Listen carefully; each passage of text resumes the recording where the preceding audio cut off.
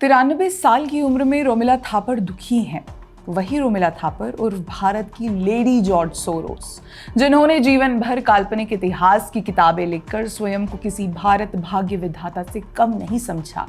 उन्हें इस बात का सदा विश्वास रहा कि उन किस्से कहानियों को भारतवर्ष द्वारा इतिहास मान लिया जाएगा जिन्हें वे लिखेंगी। पर कहते हैं ना, मनुज बली नहीं होत है, समय होत बलवान। और यही बात फिर से साबित हुई। कालखंड का चक्र ऐसा बदला कि पिछले 11 वर्षों से वे जार जार रो रही हैं। हाल ही में रोमिला थापर ने एक लेक्चर में कहा, जेएनयू में शैक्षिक मानकों का बने रह पाना बड़ा कठिन हो गया है। मानकों को कम करने के लिए बड़े योजनाबद्ध तरीके से काम किया जा रहा है। कम योग्य लोगों को फैकल्टी नियुक्त किया गया है। पहले से नियुक्त प्रोफेसर को हटाने का प्रयास किया गया है। इन संस्थाओं को बनाने वाले लोग आज इस बात से हैरान परेशान हैं। पहला तो सवाल यही है कि भारत में किसी भी संस्था को बनाने का भरम पालने वाले लोग हैं कौन? पिछले 50 साल से यही वामपंथी लॉबी जेएनयू में शिक्षा के कथित मानक तय करते रहे।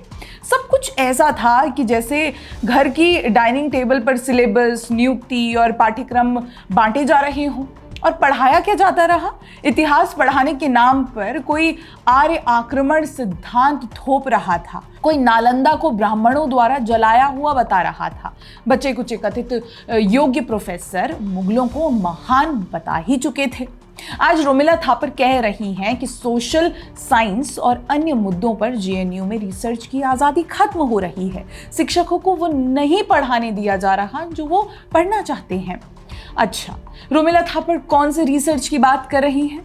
दशकों तक रिसर्च का मतलब यही था कि अगर आप वामपंथी नैरेटिव से सहमत हैं तो ही आपकी थीसिस पास होगी, जनरल में छपेगी। यदि कोई भारतीय दृष्टिकोण अपनाए तो उसे कम्युनल कहकर किनारे कर दिया जाता था।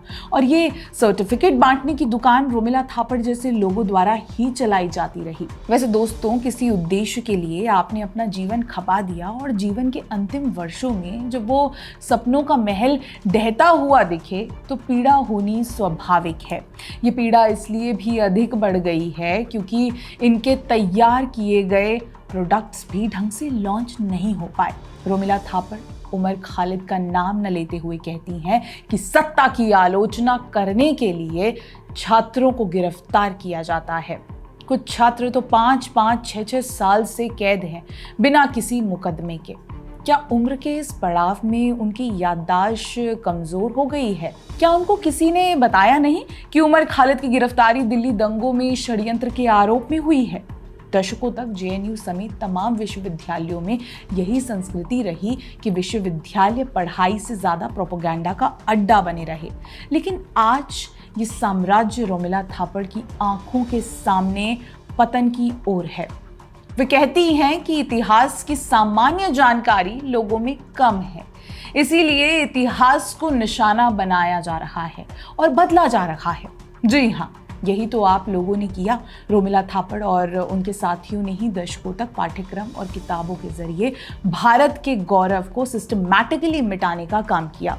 वैसे तो रोमिला थापर के इतिहास लिखने पर बताने के लिए कई पॉइंट्स हैं, लेकिन आप इस एक एग्जाम्पल से उनका स्तर समझिए। एक कार्यक्रम में वे कहती हैं कि जब युधिष्ठिर को राजा बनने के लिए कहा गया तो उन्होंने राज सुख त्याग दिया, और युधिष्ठिर की इस भावना के पीछे अशोक की प्रेरणा थी। For instance, the most recent work on this has been in a section of the Mahabharata, the Shanti Parvan, when one of the heroes, Yudhishthir, is asked to take over the kingship. And he says, no, I don't want to be king, I want to be a renouncer, I'm going away. And he is then persuaded slowly and gradually. And the whole discourse is one on kingship and renunciation, which is of course a fundamental discourse in Buddhism, power and renunciation, that goes on. And there are some historians who are today saying that maybe Yudhishthir had in mind the image of Ashoka when he said, I don't want to be king. अरे भाई, कहाँ रह गए अशोक और कहाँ युधिष्ठिर? हजारों साल आगे जाकर टाइम मशीन में युधिष्ठिर सिर्फ रोमिला थापर के इतिहास में ही प्रेरणा ले सकते हैं। ठीक यही काम इनके साथियों ने किया। इरफान हबीब, DN झा, बिपिन चंद्रा, रामचंद्र गुहा, शैला भट्टाचार्य, कुमकुम राय, नंदिनी सुंदर, ऐसे कई नाम हैं जो वर्षों तक शोध संस्थानों में लेफ्ट लॉबी को मजबूत करते रहे। इन लोगों के लिए ही शिव मिश्रा जी ने साल 2013 में जो लिखा था वो आप उनकी इस ट्वीट में देख सकते हैं। बहुत सारी स्थापित मान्यताएं ध्वस्त होने का समय आ रहा है। बुद्धिजीवियों ने खुद को रीइन्वेंट नहीं किया तो समय द्वारा रौंद दिए जाएंगे और आज रौंदे जा रहे हैं। दोस्तों, मोदी सरकार की सबसे बड़ी उपलब्धि ये है कि इस लेफ्ट ब्रिगेड का अकादमिक और वैचारिक एकाधिकार टूट चुका है। ये लॉबी जो खुद को प्रगतिशील और सेक्युलर बताकर इतिहास का सौदा करती थी, अब रुदाली बनकर रो रही है। और यही सबसे बड़ा संकेत है कि भारत अब बौद्धिक गुलामी से मुक्त हो रहा है। धन्यवाद।